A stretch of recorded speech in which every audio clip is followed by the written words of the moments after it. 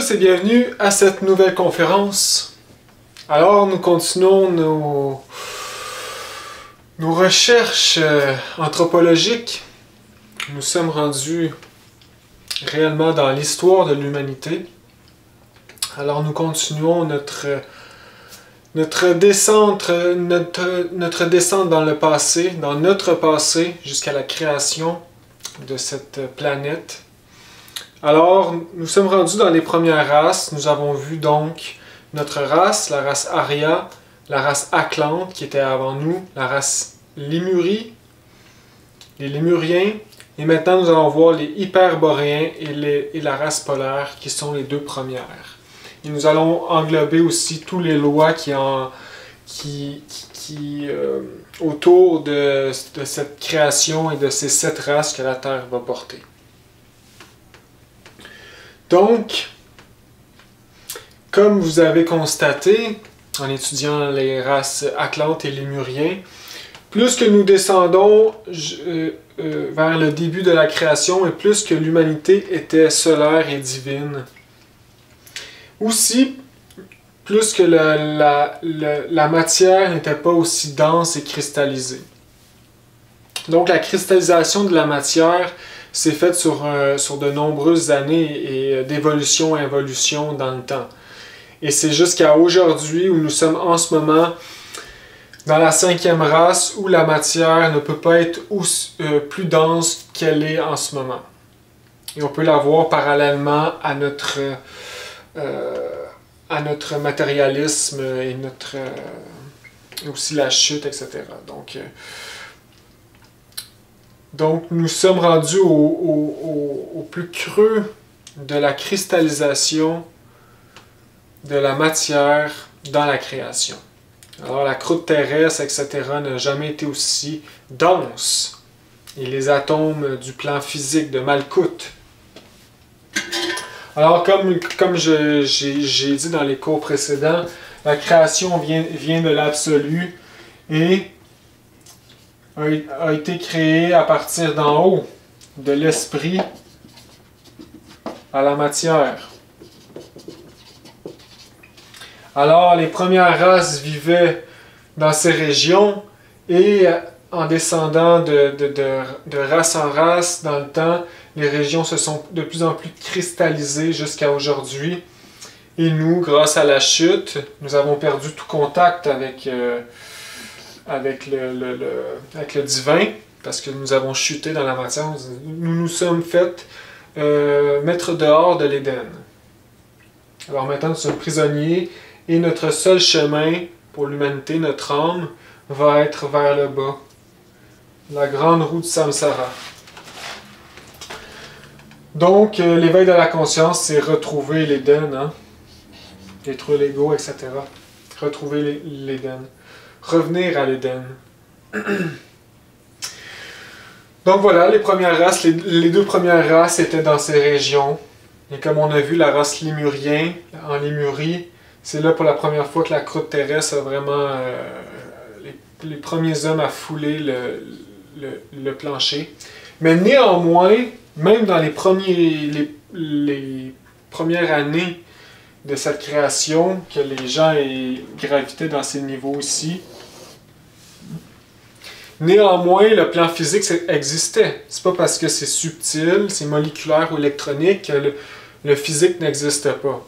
Donc, c'était semblable à aujourd'hui, c'était analogique à aujourd'hui. Donc, les gens vivaient comme aujourd'hui, c'était juste moins dense. Donc, ils construisaient des maisons, des routes, des temples avec la matière éthérique. Mais pour eux, c'était pareil comme aujourd'hui, ou semblable. C'était donc semi-physique, semi-éthérique.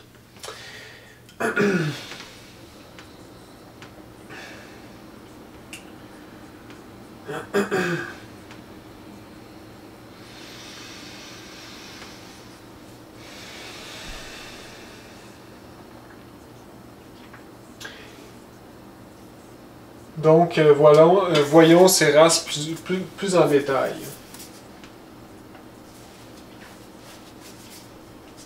Ah oui, aussi, c'est ça que je voulais dire avant de voir les races. La création commence à l'esprit et descend vers la matière. Et aujourd'hui, nous sommes à l'apogée de la matière, la cinquième race, la quatrième, cinquième race. Et la sixième race va retourner tranquillement vers l'absolu, vers l'esprit. Et la septième race va être comme la première race, en fait. Et la septième race va être éthérique et de retour à l'absolu. Donc la création dans les sept races se fait vraiment comme 1, 2, 3, 4, 5, 6, 7 et retourne. Vous voyez? Plus 1, 2, 3, 4, 5, 6, 7 et retourne. C'est comme ça que ça se crée. Donc les dernières races vont être la même chose, une terre semi-éthérique, semi-physique. Et donc on peut voir, c'est la race Atlante qui avait comme but en fait, c'est la race Atlante qui était le plus cristallisée. Et notre race actuellement, nous devons conquérir, comme le maître Samael dit, l'éther. Notre race va conquérir l'éther, donc va retourner à l'éther. Ainsi donc, la sixième race va être, le plan éthérique pour la sixième race va être à 100% visible. Et les élémentaux de la nature vont être visibles pour l'homme. Ils vont vivre avec l'homme. Et les dieux, comme ici, il dit aussi, et le calendrier Atlante dit, et le maître Samael dit, que les dieux vont ressusciter dans la sixième race, Koradi. Donc, comme le dieu Tatlok, ou Varuna, le dieu de l'eau, va prendre un corps physique dans cette sixième race qui s'en vient et va enseigner sa sagesse au grand jour, à la lumière du jour. Donc, les dieux vont se réincarner. Aussi, le calendrier aztèque qui dit que la cinquième race, il dit que les dieux sont morts. Donc, en voulant dire que le matérialisme a athée de nos jours, c'est ça que ça veut dire. Donc, on ne croit plus au divin. On est matérialisme aujourd'hui. Et il dit que la sixième race, les dieux vont ressusciter. Donc, voilà. Donc, en fait, c'est qu'on va retourner à l'Éden. Hein? Et nous allons retourner sixième, septième race et l'absolu. Donc, c'est vraiment le chemin de la création. C'est de haut vers le bas et de bas vers le haut. Alors maintenant, voyons les races. Donc, premièrement, à propos des années, du temps, eh bien, j'ai essayé de vous guider par rapport à mes études et vous dire à peu près le temps. Mais le maître Samael dit que la première race était il y a 300 millions d'années. Donc, ça me mélange un peu, donc je ne sais pas en fait c'est quoi vraiment exactement le nombre de temps pour les races. J'ai essayé de vous éclairer, mais le maître ne le donne pas et c'est pas clair. Donc, il dit une fois de temps en temps. Comme il dit que la première race était il y a 300 millions d'années. Donc, 300 millions d'années pour la première race, la race polaire. Donc, ici, il ne parle pas de la Lémurie, il est hyperboréen. Donc, si on veut le savoir, il va falloir les étudier par nous-mêmes dans les plans akashiques. Avec une belle sortie astrale. Alors, les vestiges de la première race était la race polaire.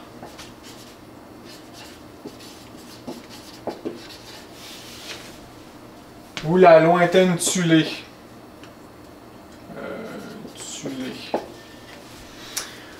Donc,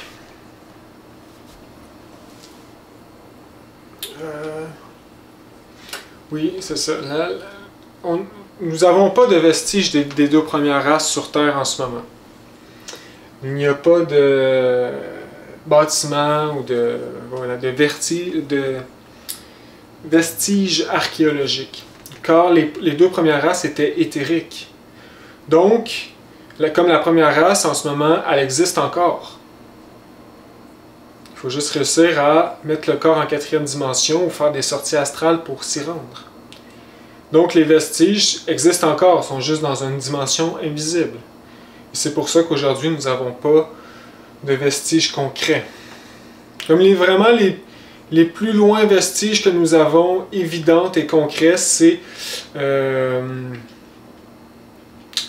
sur l'île de Pâques, les vestiges de la Lémurie, donc les sculptures dans la roche sur l'île de Pâques, et j'imagine au fond de l'océan Pacifique, les vestiges de la Lémurie. C'est pas mal les plus anciens vestiges archéologiques qui se trouvent sur la Terre dans le plan physique en ce moment.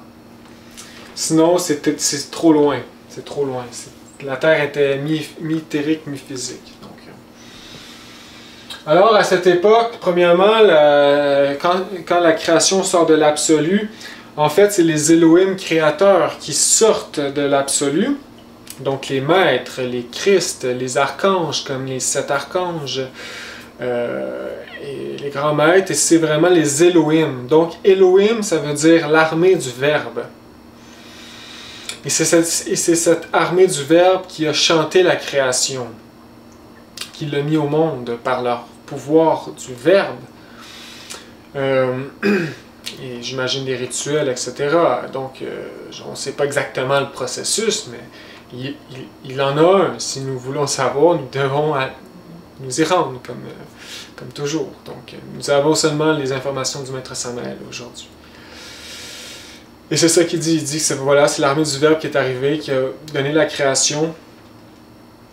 Et quand le Mahaman Vantara commence, eh bien, c'est la nuit cosmique, elle a passé, c'est l'aube du nouveau Mahaman Vantara, du nouveau jour cosmique.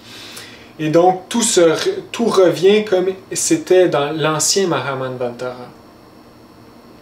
Et donc, les démons, etc., parce qu'il y avait des démons à ces époques, mais l'humanité n'était pas chutée, donc les démons n'avaient aucune force sur l'humanité. Et ces démons-là viennent de l'ancien Mahaman Vantara. Donc, qui ont été créés sûrement dans l'ancienne Lémurie de l'autre jour cosmique. Comme le Maître Samael dit, il parle de la Lune. La Lune, en fait, nous avons notre planète, et la Lune est en fait la planète de l'ancien jour cosmique, de l'ancien Mahaman Vantara. Et à cette époque où la Lune était une terre fertile avec de l'eau et de la vie, la planète Terre n'existait pas. Et la Lune est morte par... il y a eu 7 races qui ont vécu sur la Lune. Et ensuite, la Lune, en fait, elle est morte. Et son enfant, c'est la Terre, en fait. C'est le nouveau... C'était l'ancien jour cosmique. Aujourd'hui, c'est le nouveau jour cosmique, c'est la Terre. Et la Lune, en fait, c'est un corps mort. Comme le Maître Samael explique. C'est pour ça que les Indiens Anuak disaient que c'est la grand-mère. La Terre, c'est notre mère, mais la Lune, c'est notre grand-mère. Et c'est pour ça aussi qu'il y a des gens qui ont des fois des rêves qui peuvent se retrouver sur la Lune et avec une végétation et des grands maîtres, etc. Des souvenirs de l'ancien Mahaman Vantara. Donc, voilà, revenons à notre Terre, à notre jour cosmique actuel. Qu'est-ce qui est déjà assez beaucoup pour nos petites têtes. Donc la première race a commencé, voilà, les Elohim sont arrivés, ils ont chanté la nouvelle création, et ça a commencé ainsi. Donc la Terre était, la première race, on va la faire dans le temps ici, du début à la fin. Et donc la Terre était vraiment très éthérique, très éthérique. Le Maître Samael dit que la Terre, en fait tous les corps physiques des gens aussi, et des animaux, et des plantes, etc., des minéraux étaient éthériques, très peu physiques. Il parle il dit que c'était gélatineux ou même gazeux, si on peut le visualiser comme ça. Et donc, voilà, c'était à cette époque qui a duré très longtemps, des grands maîtres. Et voilà, la vie elle a commencé ainsi. Et il explique, le Maître Samael, que la civilisation polaire est arrivée à un haut degré de culture. Ils ont construit des villes, et des maisons, des temples, de matière éthérique. Il explique aussi dans son livre La Révolution de Belle, en parlant de la Terre-Lune. En fait, ça c'est... bref.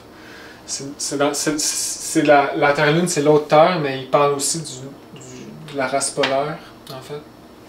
C'est un peu dur à comprendre ce livre-là avec tous les termes. Donc, il dit que à ces époques de semi-éthérique, semi-physique, les règnes étaient confondus. Donc, il existait des plantes semi-végétales, semi-minérales. Il existait des animaux semi-végétales, semi-animales. Donc, les règnes étaient un peu confondus. Et l'homme régnait au-dessus de la création, au-dessus des trois règnes inférieurs, minéral, végétal et animal. Donc, les corps physiques, bien sûr, avant la chute et avant la Lémurie, comme au début de la Lémurie, étaient androgynes. Donc les deux pôles étaient dans le même corps. Alors c'était vraiment des créatures divines et des corps très, très raffinés. Hein? On peut voir ces corps-là comme des monstres, mais c'est le contraire. Ils étaient extrêmement beaux, extrêmement subtils et parfaits. Aujourd'hui, nos corps sont monstrueux à cause de l'ego. On est difforme. Mais à ces époques-là, c'était divin. Donc, c'était la place de l'homme normal, de l'homme véritable. Ainsi, les corps dans la race polaire étaient très grands. C'était des corps environ de 10 à 15 mètres de haut, de matière semi-éthérique. Et donc, ces corps pouvaient y jouer avec la plastique. Donc, ils pouvaient s'agrandir comme ils veulent ou rapetisser à un point atomique, miniature. Et ils pouvaient ressortir de leur profondeur l'aspect féminin de leur être ou l'aspect masculin, parce qu'ils ont les deux polarités à l'intérieur d'eux.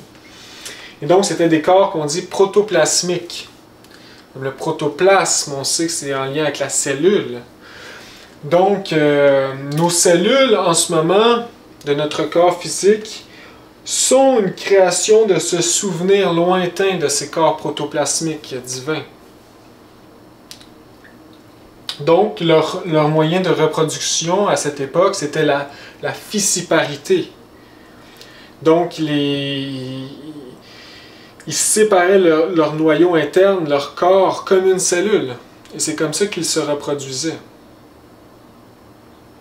Par les deux forces intérieures, ils engendraient la troisième force, l'Esprit Saint, et ils séparaient leur corps en un nouveau corps qui donnait à une âme. Et donc, comme il dit, c'était célébré dans les temples, etc., toutes ces nouvelles naissances. Il disait qu'ils portaient des tuniques de deux couleurs, comme les Lémuriens aussi, pour représenter les deux pôles. Donc voilà, et c'était des corps protoplasmiques. Il y avait bien sûr toutes les facultés développées, comme en Lémurie, la clairvoyance, clairaudience, télépathie, voilà.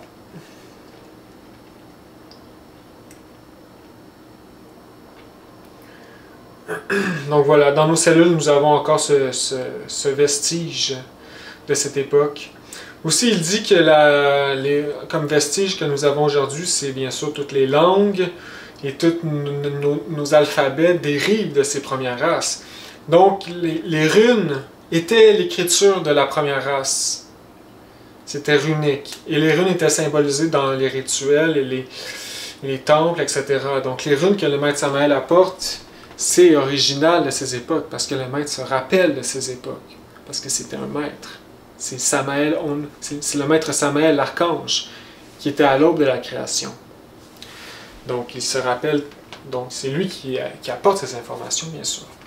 Donc, c'est ça, les Écritures, c'était la rune à cette époque. Aussi, il parlait le verbe d'or, ou le verbe universel, qui est un verbe, en fait, qui est une langue divine universelle. Donc, sur chaque planète, chaque maître la connaisse. Et le maître Samael explique aussi qu'en éveillant la conscience, une fois que Kundalini est rendu dans le chakra de la thyroïde, qui est l'ouïe magique, nous parlons le verbe d'or, par intuition. Avec l'éveil de la conscience, nous éveillons le verbe intérieur. Et en même temps, je pourrais rajouter, ouvrir une parenthèse, que les maîtres savent parler toutes les langues à cause justement de ce chakra. Et comme le maître Samael, à la fin de sa vie, commençait à parler avec un docteur japonais, il parlait japonais comme ça. Puis il a sûrement jamais appris le japonais. C'était en éveillant l'ouïe magique qu'on parle le verbe d'or, donc toutes les langues de notre planète. Qui est en fait les langues de notre planète une conséquence de la dégénération de la Babylone, toutes ces prisons de langues différentes. Bref.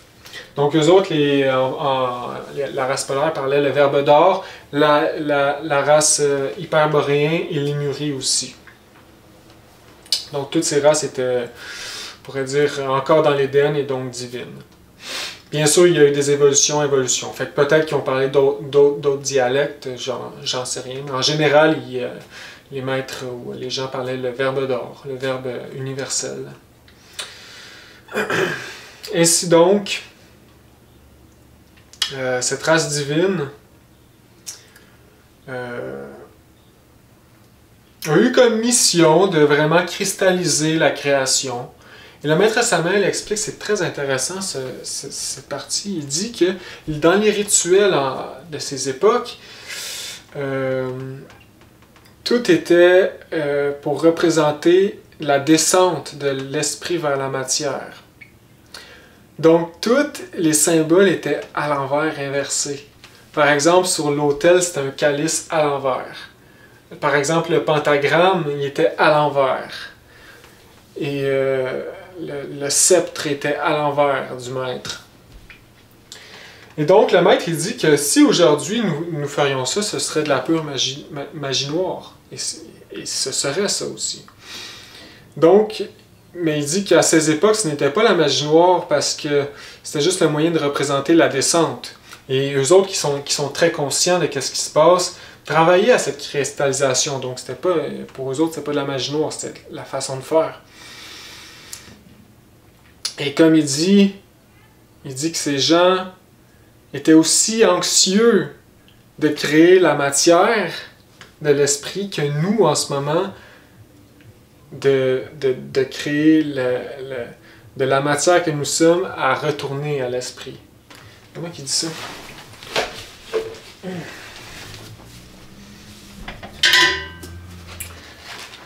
C'est assez intéressant, juste cette petite phrase.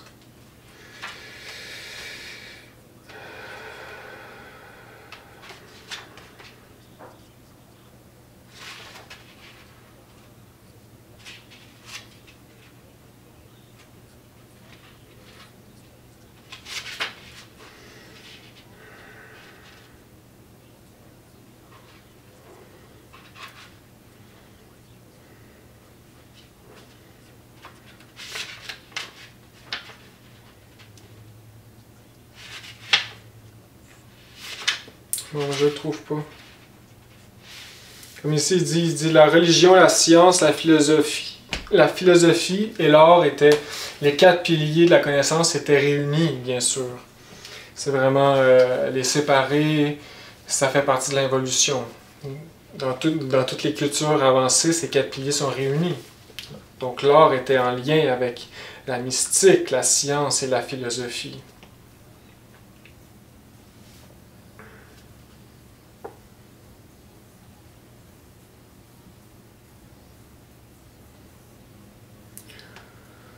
On faisait comprendre par elle les grands mystères et la suprême descente de l'esprit jusqu'à la matière. Ceci était un événement grandiose qui était attendu dans le cours des siècles. On l'attendait avec autant d'anxiété que l'on attend aujourd'hui le retour de l'homme au monde supérieur. Donc ça a dû être... si nous autres, on veut vraiment retrouver les mondes supérieurs, eux autres, ils voulaient vraiment retrouver la matière. Ça fait drôle un peu. Donc voilà, c'était la façon de... Tout est inversé un peu. Il dit aussi dans son livre que les arbres et tout étaient dirigés vers le bas pour symboliser la descente encore, toutes les branches. Donc ça ressemblait les arbres ressemblaient à des parapluies. Il dit que les maisons étaient construites aussi sous terre avec des petits toits comme aujourd'hui pour représenter encore la descente. Et voilà. Donc, il parle de ça dans la Révolution de Belle, juste pour être clair, si vous lisez. Il parle de ça en parlant de la Terre-Lune, dans son chapitre La Terre-Lune, et c'est la 7e race qui parle de ces choses. Mais il faut comprendre que la 7e est pareille comme la première. Parce que là, dans son texte, il dit que la 7e, c'était des petits gens, des petites personnes. Et la première, il mesurait 15 mètres. Mais c'est pas ça n'a pas rapport, c'est quand même... c'est la même... c'est le même... À part la grandeur, c'est la même chose. C'est éthérique. Comme on va voir tantôt, à propos des grandeurs, les races sont parties de 15 mètres, deuxième race, troisième race, quatrième race, jusqu'à la 7e race où ils vont être tout petits. Donc, je ne sais pas pourquoi, mais c'est comme ça qu'il l'apporte. Les grandeurs changent de race en race. Rapetissent. Donc, voilà, ils ont vécu de cette façon et ils étaient, leur métabolisme de cette façon, tout était éthérique. Semi-physique, ils travaillaient à la cristallisation. Donc, la fin, chaque race a eu une fin, hein, une évolution ou une mort. Et la fin de cette race était, en fait, il dit qu'il retourne à l'esprit, à la sagesse. Donc, en fait, la fin de la première race, il n'y en a pas vraiment eu de dégénérescence parce qu'ils étaient très spirituels. Donc, ils ont fusionné à l'intime. Et aujourd'hui, les gens de la première race existent encore. Et ils sont dans la lointaine Thulé, qu'on appelle. Ils sont dans les dimensions, dans la 4e dimension. Ils sont là, en ce moment présent. Et comme le maître dit, c'est la lointaine Thulé, l'hyperborée, la race polaire, fut la première et sera la dernière race. En voulant dire que ça va retourner à la fin. Et les maîtres, en fait, les maîtres assistent la création au complet. Et donc, où se situait cette première race? Alors, l'île, la Thulé, c'est une île de cristal, comme le maître dit, donc ça doit être un assez grand pays, qui se situe aujourd'hui au pôle Nord. Et comme le maître dit, à cette époque, le pôle Nord, les axes de la Terre étaient... Le pôle Nord et Sud étaient aux équateurs. Donc, à ces époques, la Thulé était aux équateurs. Aujourd'hui, elle se trouve au pôle Nord, dans la 4e dimension. Alors, voilà. Et leur fin était, en fait, un retour, une fusion avec leur intime. Donc, ce n'était pas vraiment une fin en soi, comme les autres races ont vécu, une catastrophe. Donc, la deuxième race, maintenant. Et donc, la première race a vraiment laissé place à la deuxième race comme ça. Ils se sont juste, en fait, retirés de la création et ils ont laissé place à la deuxième race qui était les hyperboréens.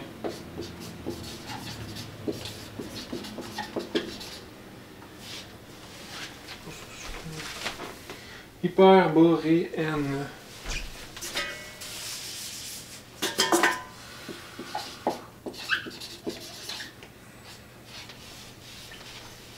Bon, deuxième race.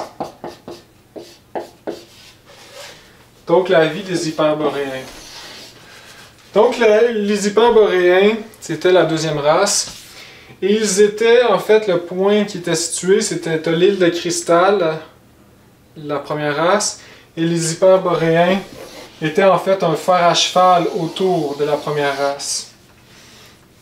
Et donc, c'était encore éthérique, mais là, c'est plus cristallisé, déjà, à un autre niveau. Donc, aujourd'hui, nous avons dans les hyperboréens, c'est pas vraiment des vestiges, mais c'est tout le coin de l'Angleterre, le nord de l'Europe, et le Groenland et tout ça. Donc, c'est là que se trouve cet endroit. Peut-être qu'elle doit être aussi en 4e dimension, j'imagine, le maître en parle pas. Donc, les hyperboréens. Donc, voilà, les corps ont tout le temps une certaine mutation. Hein, comme on sait, il y a tout le temps eu une époque des mutations. Et ça aussi, on le voit aussi dans quand il parle d'Hercolubus. Le maître Samael dit que Alcyon, en fait, qui est la planète où notre Soleil tourne autour, a des anneaux, et ces anneaux sont de type radioactif ou je sais pas, et ça crée des mutations rapides aussi. Donc peut-être que c'est à cause de ça aussi qu'il y a autant de mutations. Hein. Donc les hyperboréens étaient déjà plus petits que 10 à 15 mètres, mesuraient environ 10 mètres, un peu plus petit, 7 à 10 mètres. Et donc ils étaient quand même très grands. Et, et leur corps était de composition un peu plus cristallisée, mais encore dans éthérique. Donc ils flottaient quand même dans les airs, la croûte terrestre n'existait pas encore. Mais il existait à ces époques des profondes forêts, des grandes forêts, beaucoup de végétation, des grands animaux monstrueux, plus anciens que les dinosaures encore, donc plus monstrueux encore. Donc voilà, les hyperboréens se reproduisaient, eux autres, ils ont un autre système de reproduction, ce n'était plus la fissiparité, mais la germation, la gémation. Donc comme le maître Samael dit, c'est vraiment flagué, c'est bizarre. Les nouveaux corps se formaient par les mollets et une fois formés, ils se détachaient du mollet tout simplement. Et voilà, c'est comme ça que les nouveaux corps étaient créés, à partir des mollets. Puis il explique aussi toute la science des mollets, etc. Donc c'est intéressant. Mais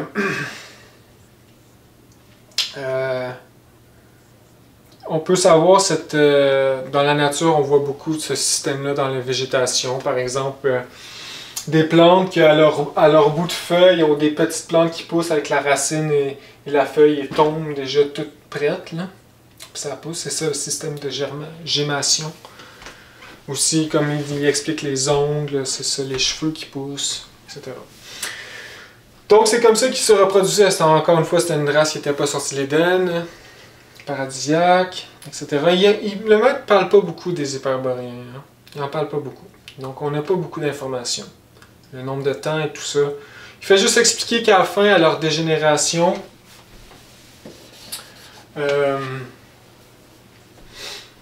ils se transformaient en singes, comme le calendrier aztèque montre. Donc à leur dernière... il y a eu une première véritable involution dans la race. Donc, ils se sont transformés à la fin en monstres. Comme le maître dit, la maîtresse Blavatsky parle à ces époques de monstres horribles. Genre marins, terrestres, volants, avec 2 têtes, gigantesques. Des fois des monstres avec un corps de bouc, puis des têtes de serpent, je sais pas, des monstres vraiment horribles, comme elle dit.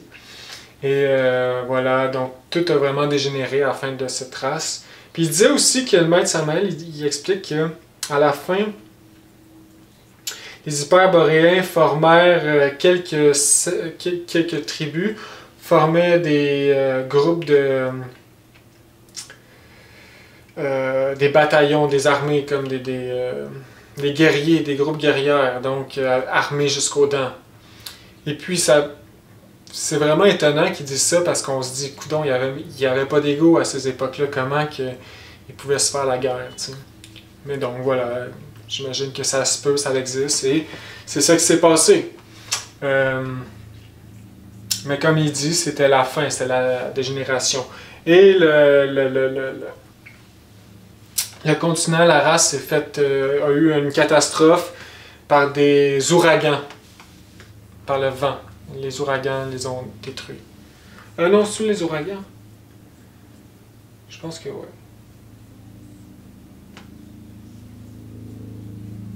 Donc voilà.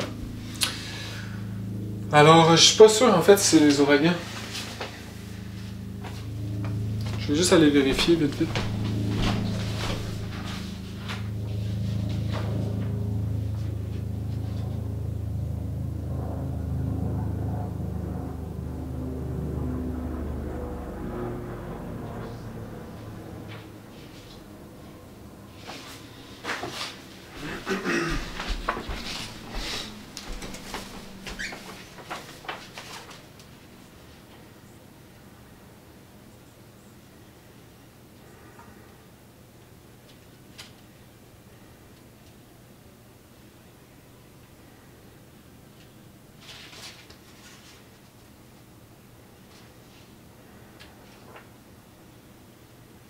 Donc les hyperboréens, encore androgynes.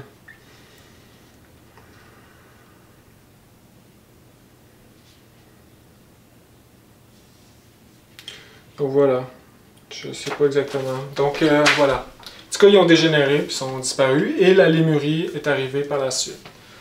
Je crois que c'est par les ouragans. On va le voir de toute façon à la fin, je vais faire le calendrier aztèque, tous les symboles derrière. Donc voilà, les hyperboréens ont laissé place à cette race lémurien. Qui eux autres, la race lémurien, au début, ont continué la gémation.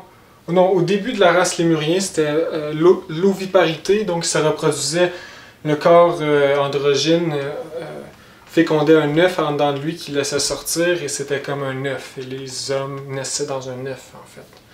Et c'est dans la race lémurie qu'il y a eu une séparation des sexes, hein, comme on a vu, et qu'il fallait avoir une coopération avec les deux sexes pour former un nouveau corps. Et c'est qu'est-ce qu'on connaît aujourd'hui. Donc en fait, aujourd'hui, la femme, l'œuf, elle le garde, c'est l'ovule qu'elle garde à l'intérieur de son corps. C'est seulement ça. Et aussi, avant la chute, les femmes naissaient, comme aujourd'hui on connaît, devenaient enceintes et naissaient l'enfant, mais il n'y avait aucune douleur. Hein. C'est seulement après la chute qu'il y a eu des douleurs à l'accouchement. À ces époques-là, vu qu'il savait, le maître Samael dit que parce qu'il savait exactement le temps, la date, l'heure, exactement que l'enfant fallait qu'il sorte, il n'y avait aucune douleur pour la femme. Puis il dit que ceux qui pratiquent la magie sexuelle peuvent aller dans les mondes supérieurs pour demander les temps de la naissance de leur enfant pour éviter ces douleurs. Comme ils disent dans la Bible aussi, hein, il dit la femme va accoucher dans les douleurs et l'homme va travailler à la sueur de son front. Donc voilà. Alors cette race hyperboréenne, voilà, le maître n'en parle pas beaucoup, mais c'est qu'est-ce qu'il dit, le moyen de reproduction, la grandeur et voilà. Et quelques autres aspects qu'on va parler maintenant. Donc ils ont connu aussi une grande civilisation, hein, comme toutes les races.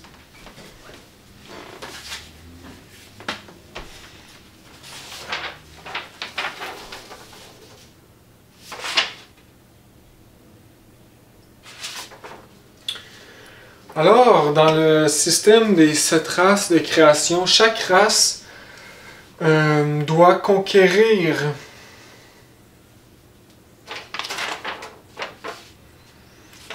un élément, a aussi vraiment une évolution propre, une mutation propre. Hein.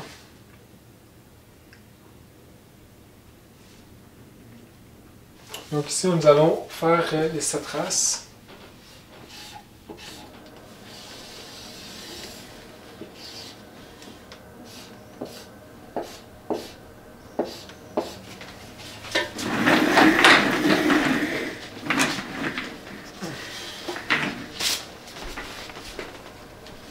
Donc la première race ici, la race protoplasmique. La race polaire. Ok, ici, polaire. Deuxième race, la race hyperboréen. Troisième race, la race lémurie. Quatrième race, les Atlantes. Cinquième race, Aria. Sixième race, Coradi. Et septième race, nous ne connaissons pas encore. Nous sommes rendus ici maintenant, à la fin de la race Aria. Donc chaque race a vraiment ses propriétés propres. Donc la première race mesurait environ de 10 à 15 mètres. Deuxième race de 8 à 10 mètres. Troisième race, de 3 à 4 environ. Donc ça peut être... Moi j'ai dit plus. Hein. J'ai dit 7 mètres, mais bon. Atlante, c'était de 2 à 3 mètres. Nous, c'est de 1,75 m à 2.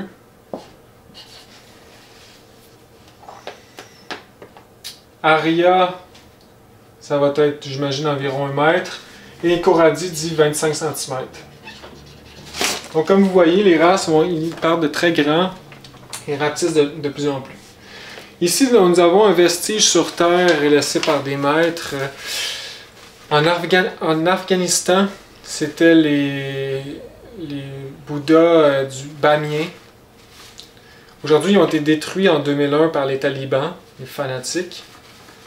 Mais en fait, ces sculptures, c'est des grands Bouddhas, représentent les races. Donc le premier Bouddha, c'est dans une montagne. Le premier Bouddha, on va dire que c'est Bouddha ici, là.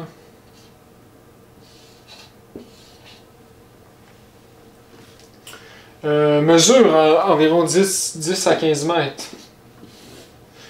Et le deuxième Bouddha, il y en a un autre sur le côté, mesure de 8 à 10, etc.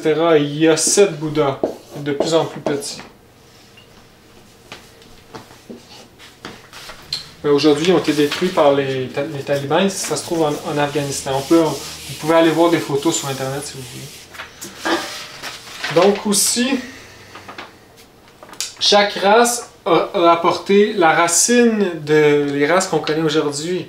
Donc, par rapport à les Asiatiques, les Asiatiques, c'est la race jaune, on appelle. C'est pas parce qu'ils sont jaunes physiquement.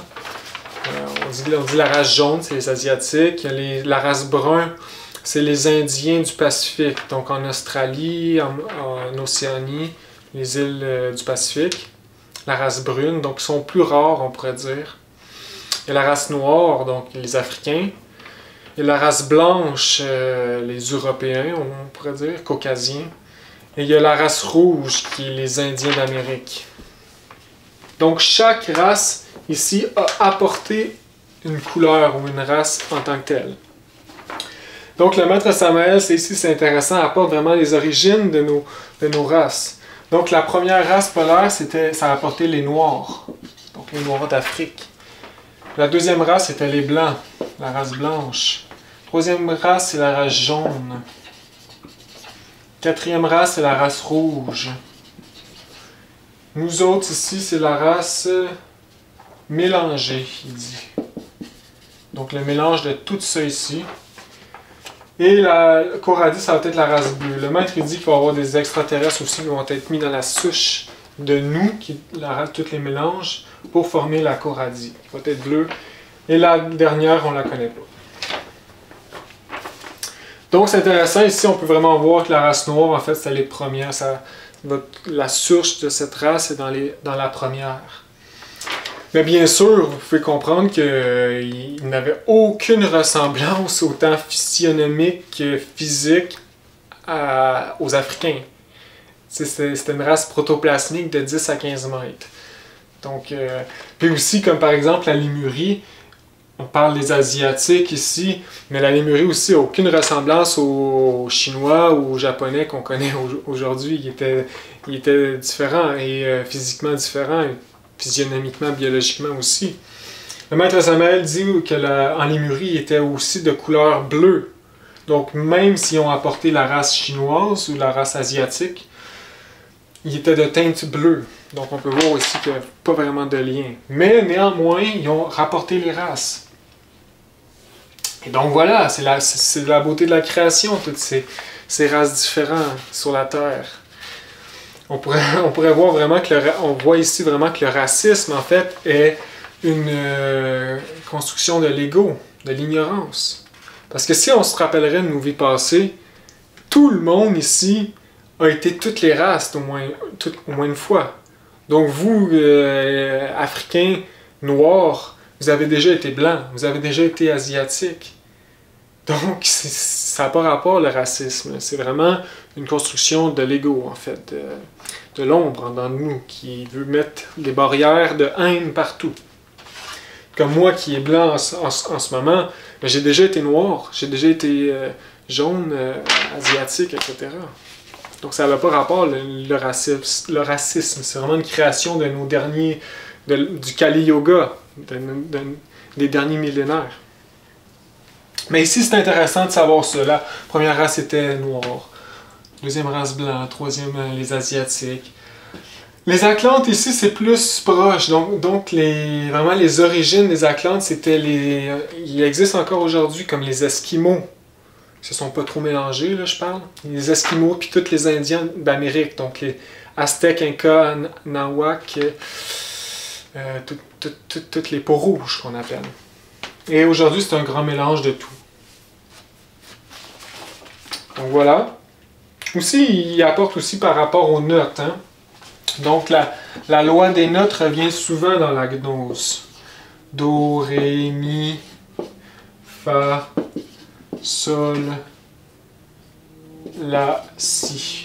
Donc en fait, cette loi qui est récurrente dans la gnose veut dire la loi du 7, mais enseigne une particularité de la loi du 7 entre le mi et le fa. Do, ré, mi, fa, sol, la, si. Entre le mi et le fa, il y a un double ton. C'est ça que ça apporte cet enseignement. Et le double ton, c'est un double effort qu'il faut faire pour arriver à fa. Et on peut voir le double effort était dans la lémurie, donc la séparation des sexes, j'imagine. Donc en lémurie, c'était important la polarité. En lémurie, les gens s'habillaient avec des tuniques, un côté blanc et le derrière noir. Il y avait aussi toutes les tuiles noir et blanc pour symboliser vraiment la séparation des polarités.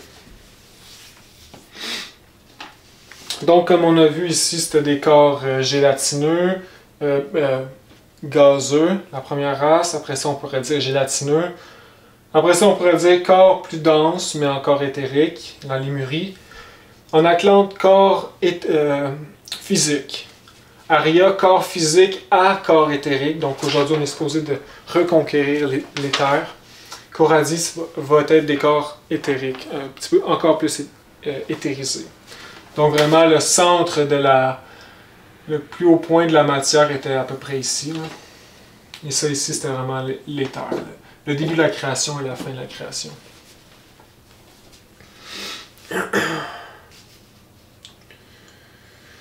Donc on a vu les sexualités aussi, donc fissiparité, gémation.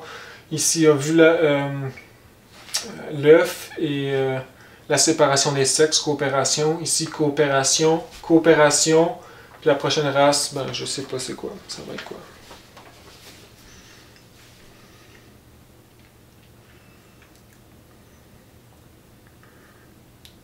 Donc, on va parler des inspections. Oui, c'est ça, la deuxième race, c'était des ouragans. Mais on va parler de l'inspection en parlant du calendrier aztèque tantôt.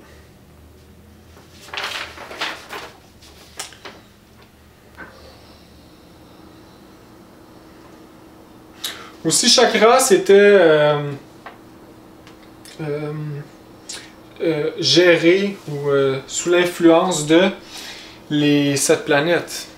Donc la première c'était Gabriel, le régent Gabriel, qui est la Lune. Deuxième race c'était Raphaël, qui est Mercure. Troisième race c'était Anaël,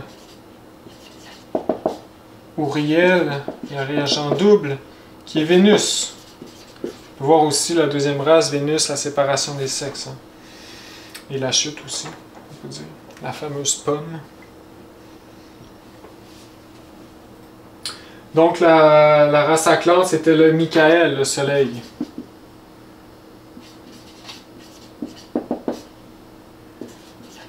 Donc c'est pour ça que les Atlantes étaient aussi grands et titanesques, leur civilisation. C'était vraiment la race solaire, vraiment les religions solaires. C'était très solaire. Aujourd'hui, c'est Samaël, justement. Le maître Samaël et Mars. Donc on est dans le régent Samael. Prochaine race, ça va être Zachariel. Donc Jupiter. Et Oriphiel. Saturne. Donc on peut voir aussi avec les influences, Saturne qui influence la mort, qui influence la faim, la sagesse, Vénus qui influence la naissance, etc., les eaux. Alors voilà, ils ont tous eu une influence comme ça ici. Aussi, il y a eu les éléments à conquérir. Qu'est-ce qui est en lien aussi avec les morts? Donc le premier, c'était le feu. Le deuxième, c'était l'air.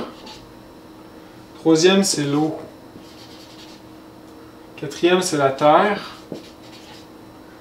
Cinquième, c'est l'éther. Donc nous devons bientôt conquérir l'éther. Il parle de ça dans des enseignements aussi, le maître.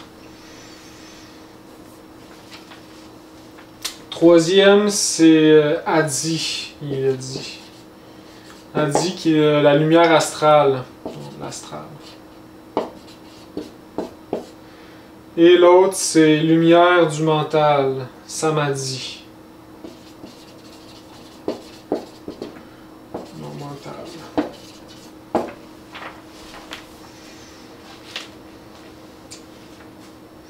fait, la matière, en fait, qui est aussi du mental condensé, hein, comme on connaît là.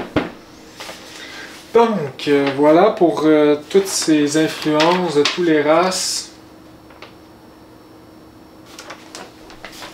Donc maintenant, nous allons voir la pierre du soleil.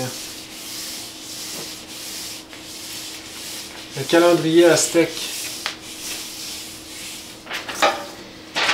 Qu'est-ce qui est réellement une œuvre purement gnostique? Ici, on peut voir pleinement la splendeur des 4 piliers reliés sous un même toit. Donc cette œuvre ici est réellement grandiose. Nous avons l'or, bien sûr, une œuvre d'une beauté indescriptible. Et derrière cet or, nous avons l'enseignement, la philosophie, la psychologie, la mort psychologique, et la naissance, la science, qui est la naissance. Nous avons la science des races, etc. Et nous avons la mystique. Donc, c'est tout un grand tout relié sous le même toit. C'est ça. Avant que les religions existent séparément, qu'est-ce qui est arrivé après la chute? La religion n'existait pas parce que les hommes étaient la religion, étaient Dieu. Et ils créaient des choses semblables. Genre, tout était en lien. Donc, ça résume toutes les religions, cette pierre, ces enseignements. Le maître apporte beaucoup d'enseignements séparés par rapport à ça ici. Donc, on va en voir quelques-uns. Donc, par rapport aux races, il y a le cercle du milieu avec l'homme.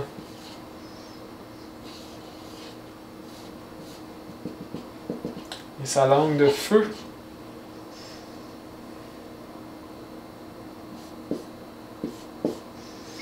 Ensuite, il y a une rune que le maître Samael dit, la rune Agal, je crois, et les 4 carrés.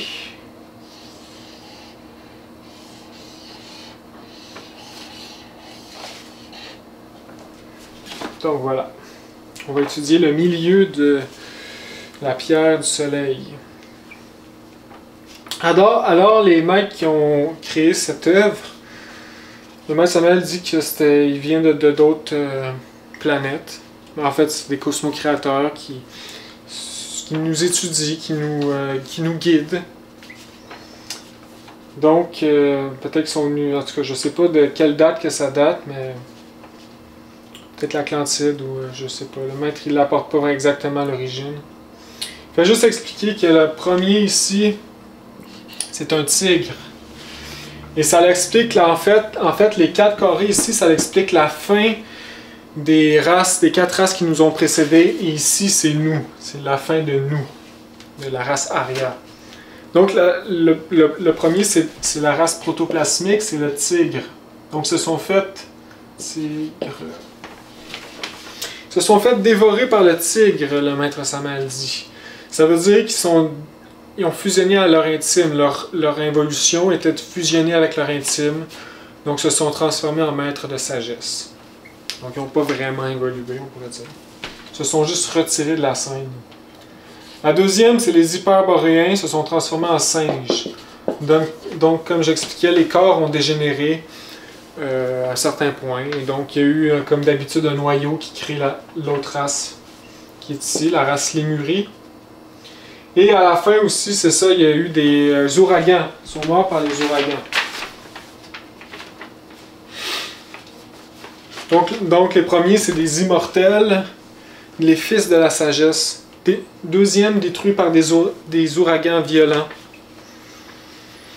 Troisième, la Lémurie. C'est des oiseaux, c'est un oiseau, ici. Ils se sont transformés en oiseaux. Donc, la Lémurie, comme on sait, c'était après la chute, et il y a eu un cataclysme transpalnien. Donc, les continents se sont effondrés dans des tremblements de terre, et raz-de-marée et volcans. Détruits par des cataclysmes, des tremblements de terre et des volcans. Donc, il y a eu un noyau encore qui a formé la quatrième race. Mais en général, ils ont dégénéré. La magie noire, etc. Qu'est-ce qui a fait effondrer les continents. Mais il y a quelques-uns qui ont réussi à se libérer. Ils se sont transformés en oiseaux. Donc, ils sont rentrés dans la quatrième dimension où ils se sont cachés sur la Terre. Dans la quatrième dimension. Comme il explique le maître Samael, il existait en Amérique du Sud des Lilliputiens. Donc, des petits hommes qui étaient dans la jungle, avec des petits villages qui ressemblaient à des petites maquettes, comme pour poupées. En fait, c'était des hommes de la Lémurie qui s'avaient enfuis et cachés.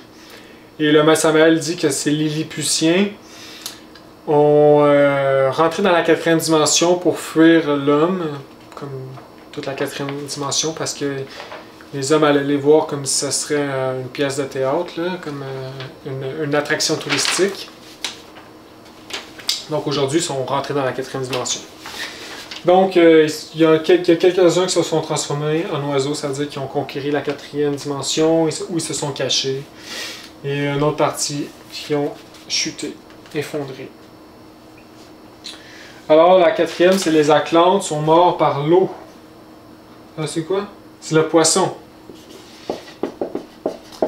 Le poisson, en fait, qui veut dire qu'ils sont morts par l'eau. Donc, le déluge de Noé. Donc, comme on sait, il y a eu une catastrophe et le lit des mers se sont renversés sur les continents effondrés, une autre catastrophe transpalnienne et par les eaux, sont morts par les eaux. Donc, ils se sont transformés en poissons.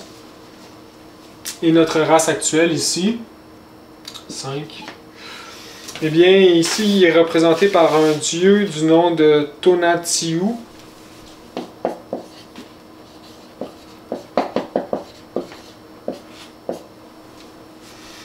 Et donc, ça veut dire que la catastrophe qui s'en vient. Et donc, il dit que nous allons périr par le feu. Le soleil des tremblements de terre.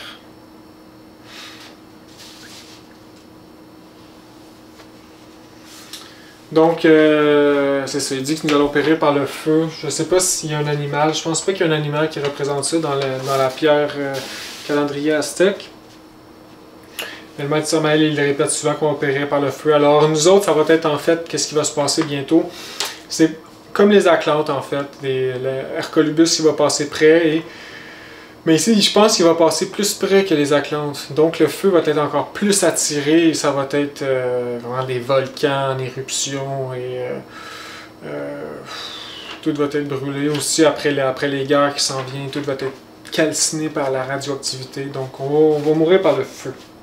Peut-être aussi ça représente symboliquement le feu des passions. Ça aurait du sens. Et donc on peut voir ici sa petite langue qui symbolise le maître autoréalisé qui a créé le Verbe, qui a incarné le Verbe. Et on peut voir que c'est comme une lame. Donc le verbe, c'est tranchant. T'sais. Le maître crée par le verbe. Et il a l'air d'être épeuré, et donc ça représente aussi les tremblements de terre. Et aussi, il y a une rune ici, là-dedans, que j'ai pas réussi à trouver où, mais c'est la rune Olin. Aussi, il y a d'autres symbolismes un peu partout. Comme par exemple ici, en fait, c'est des griffes qui tiennent un cœur. Donc des griffes de tigre ou des serres d'aigle qui tiennent un cœur humain. Ça veut dire, en fait, c'est le chemin, hein, c'est la volonté, l'épine qui nous pique. Qui pique notre cœur parce que c'est rempli d'amertume, le pain quotidien que nous devons manger en tant que personne qui veut avancer dans la destruction de l'ego. Il doit manger le pain quotidien qui est le pain d'amertume. C'est dur le chemin, c'est dur le combat contre l'ego. Et c'est ça que représente le cœur, en fait, serré par les griffes. Ou ici, j'imagine que l'opposé c'est la même chose, mais de façon inconsciente. Donc les gens qui ne connaissent pas ces études, puis qui se laissent aller dans la vie quotidienne et dans le courant normal de l'humanité vers les enfers, ils vont aussi se faire agripper le cœur un de ces jours. Parce que l'amertume, on est tous dans le karma. Hein. C'est soit on descend ou soit on monte. Et un ou l'autre, ça va être douloureux. Hein. C'est à nous à choisir. Soit on descend de façon naturelle, ou soit on monte par notre volonté. Mais comme le maître il dit, c'est moins souffrant de souffrir aujourd'hui en essayant de gravir les échelons vers la lumière que de se retrouver dans la deuxième mort, dans les enfers. C'est beaucoup moins souffrant, c'est ce qu'il dit. Donc voilà, c'est des griffes qui tiennent au cœur. Aussi, il y a des symbolismes par rapport aux deux autres prochaines races qui s'en viennent. Aussi, il y a les 20, autour ici, il y a les 20... les 20 jours des 18 mois aztèques.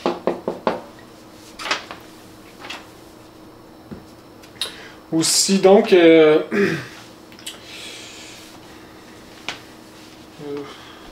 y a plein de symboles que je me rappelle plus, hein, parce que le maître en parle beaucoup. Ah oui, en haut ici, le carré. Donc ici, il y a deux serpents. Donc les deux serpents ici, avec leur bouche. Une tête d'humain.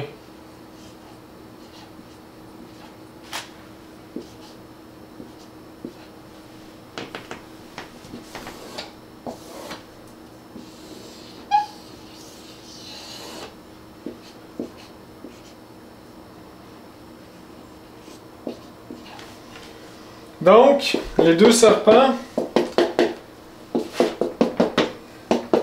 Donc ici, ça représente le 13. Donc le 13, en fait, ça représente notre race actuelle, donc ça représente vraiment la fin. 13, c'est la mort, c'est la récolte du blé. La faucheuse, la grande faucheuse. Donc c'est qu'est-ce que représente le carré en haut ici.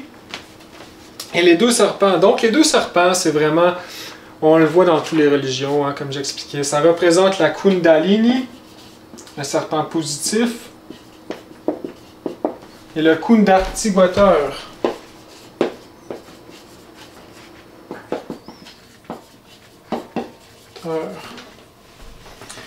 Donc la Kundalini fait face à la Kundartigwater. C'est les deux opposés.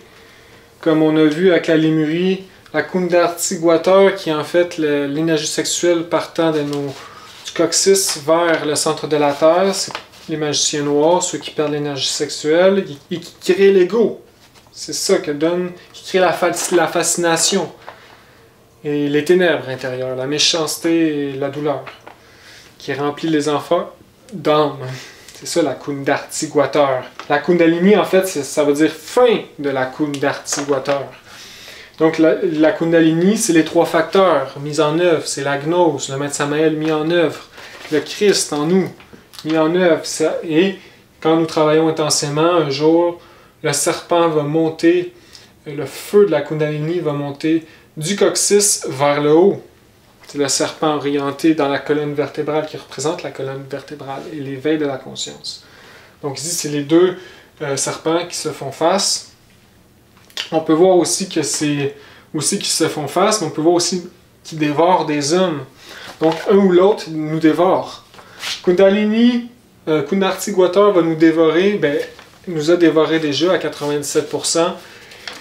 Et même que nous soyons à 100%, nous allons rentrer dans les enfers. Trop pervers. Donc, dévorer notre âme, nous dévore à chaque instant. Nous suce de notre énergie jour après jour. Dans le mental, partout. La Kundalini, c'est le contraire. Elle nous dévore aussi, mais positivement. Elle nous transforme en déité, en maître. Donc, elle dévore les égos aussi. Il nous rend la lumière qui était prise à l'intérieur, l'essence. Le maître Samael a fait une expérience transcendante avec sa mère divine et il l'a rencontrée dans les plans supérieurs. Et voilà, et donc, je crois que c'est quand il lui a demandé à sa mère, est-ce que c'est possible d'éveiller la conscience sans le mariage parfait, sans le couple? Et la mère divine dit non, impossible. Ça prend absolument le couple, les âmes sœurs réunies qui travaillent avec le double feu pour réellement éveiller la conscience à 100%. Donc, les détruire totalement. Bien qu'en célibataire, on peut avancer, il faut avancer vers... il faut les détruire jusqu'à temps que la loi nous offre la joie de vivre en couple, pour travailler avec le double feu. Donc, et dans cette même expérience, le maître, la mère divine fait un pacte,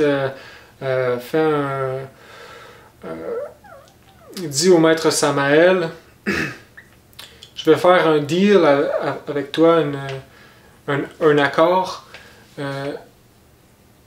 tu me les apportes et moi je les dévore. Ça c'est la Kundalini qui dit ça, en voulant dire, tu donnes la gnose pour essayer que les gens éveillent leur conscience et moi je les dévore. Donc voilà. Kundalini, il faut qu'elle nous dévore. Et dans ses autres enseignements, le maître parle à propos des Aztèques et le serpent à plumes, qu'on voit souvent Quetzalcoatl qui est dans le serpent, comme dans la bouche du serpent. Et aussi le signe du drapeau mexicain, qui est un serpent qui tient un aigle qui tient un serpent sur un cactus. Et donc le maître dit que les mystères du feu et les mystères vénustes de lumière, les mystères majeurs, je veux dire, quand on éveille la conscience réellement, Kundalini nous dévore, donc elle nous transforme en maître. Et une fois que Kundalini nous a dévorés, nous sommes transformés en serpents. Une fois que nous sommes transformés en serpents, il faut que l'aigle vienne nous dévorer à son tour. L'aigle, c'est l'esprit. Et une fois que l'aigle nous a dévorés, nous nous transformons en serpent à plumes, qui est en fait le Christ, le Quetzalcoatl. Donc voilà les symbolismes derrière tous ces symboles, les explications derrière tous ces symboles. Et c'est qu'est-ce qu'on retrouve aussi sur le drapeau mexicain. On voit un aigle qui tient un serpent sur un cactus. Le cactus qui représente le feu, qui représente la volonté et les épines encore. Qui tient le serpent, qui mange un serpent en fait. Donc c'est un grand symbole qui date de très loin des Aztèques, en fait, qui a été repris pour le drapeau mexicain qu'on a aujourd'hui. Donc voilà, il y a plein d'autres symbolismes autour, pour les autres races qui s'en viennent, et j'imagine qu'il y en a d'autres que... Ben, je sais qu'il y en a d'autres que le maître apporte, mais comme ici, c'est des vertus. Tout ici, en bas, ici, c'est des vertus ou des trucs comme ça. Donc voilà. Voilà chaque race qui a dû conquérir un aspect qui sont morts d'une certaine façon, qui ont évolué et qui ont laissé place à une nouvelle race, qui ont créé un nouveau noyau, plus fort, différent. Et voilà, c'est pour cette création. Donc aujourd'hui, nous sommes rendus à la 5e race, mais à la fin de la 5e race. Donc, c'est la fin bientôt et nous devons éveiller notre conscience. C'est vraiment Si on a la gnose, si on la comprend, il faut la mettre en œuvre. C'est la chose la plus importante à faire. C'est en lien avec l'âme. Parce que là, on n'a plus d'âme. Puis le monde qui souffre pas, sont souvent pas appelés, ils ne comprennent pas ces choses. Mais, d'une manière ou d'une autre, ils souffrent. C'est juste qu'ils s'en rendent pas compte, ils sont tellement illusionnés. Ou sinon, ils vivent quand même un certain dharma, ça, ils se rendent pas compte. Puis c'est pas... Voilà, donc... Peu importe qu'on souffre ou non, si on est appelé, on le sent à l'intérieur de nous, puis on va faire les efforts parce que c'est l'être qui nous aide. Aussi, il faut prier, hein? Il faut prier notre être pour pas qu'il nous lâche. Parce que lui, que nous, on tourne dans la roue de samsara en évolution, lui, il essaie de nous aider, mais c'est nous qui avons le libre arbitre. Hein? Et comme on dit dans la gnose, on dit notre devise c'est téléma, c'est la volonté. Donc le chemin se fait par nous. Donc, mais l'être, il nous aide. Il nous apporte des opportunités dans nos vies. Il nous guide dans notre vie. Donc il faut toujours se relier à lui, parce que c'est notre Dieu interne, c'est nous. On vient de lui. Donc il faut le supplier de ne pas nous abandonner. De nous donner des efforts, la force pour continuer, travailler, trouver du temps dans nos vies pour faire des pratiques, etc. Donc voilà, il faut vraiment prier, se relier à lui. Donc, voilà l'explication vraiment des 7 races du début jusqu'à aujourd'hui et qu'est-ce qui s'en vient. Donc, j'imagine quand on entend ça ici, on veut faire partie de la prochaine race, de la 6e race, et voir ses grandes splendeurs. Et voir le maître Samael en personne, dans le plan à côté de nous, et les autres maîtres, et vivre dans un âge d'or, un vrai âge d'or, et quitter cet enfer. Mais pour ça, il faut rentrer en l'intérieur de nous, dans notre propre enfer, et extirper la lumière. Donc, comme le maître Samael dit, ça prend un acte de grand héroïsme, de grand courage. Donc, il faut vraiment revaloriser l'enseignement et la transvalorisation, mettre toutes nos valeurs dans ce petit enseignement-là qu'on valorise, qu'on met de l'importance, le maître Samael, etc. Le Christ Jésus, tu sais. Faut aller en méditation, etc. Donc, il faut vraiment avancer par nous-mêmes. Hein? Il n'y a pas personne qui va faire le chemin à notre place. Et on est laissé seul aussi, même si on est avec des gens. C'est personnel tout ça. Donc, il y a une fin qui s'en vient bientôt. J'ai parlé d'Arcolibus à quelques fois, mais dans la prochaine vidéo, ça va vraiment être... c'est quoi qui s'en vient, t'sais? Donc voilà, j'espère que vous avez compris toute cette histoire qui est assez différente que celle qu'on raconte dans les universités et les écoles aujourd'hui. Mais c'est la seule qui fait du sens, en vérité. Ça relie tous les liens des plans supérieurs, des créations, tous les mystères d'aujourd'hui sont réglés avec toutes ces explications. Aujourd'hui, la science est complètement bornée et aveugle, et continue dans son aveugle, plein d'orgueil. Il n'acceptera jamais qu'elle a tort, et au contraire, va essayer de prouver qu'elle a raison, même si elle sait qu'elle a tort. C'est ça l'orgueil, c'est ça la science aujourd'hui. Les universités et les écoles détruisent les cerveaux des jeunes. Les écoles détruisent les centres psychophysiologiques des jeunes, l'intellect, etc. Et les formatent comme un programme à vivre dans la société de façon endormie. Et ça ne créera pas un futur positif, tous ces jeunes endormis-là. Les jeunes sont laissés à eux-mêmes, surtout au niveau de la sexualité, qui ne savent pas trop quoi faire, comme ici au Québec. On pourrait dire, les professeurs pourraient dire à des jeunes « Ah, faites ce que vous voulez, soyez libres. » Mais oui, ils sont en train de se détruire avec toutes les homosexualités et toute cette dégénération, toutes les drogues en plus. C'est complètement dégénéré. Et voilà, donc il faut être révolutionnaire dans la gnose. Il faut voir au-delà de tout ça et trouver les forces d'avancer, de ne pas se laisser abattre par toute cette négativité.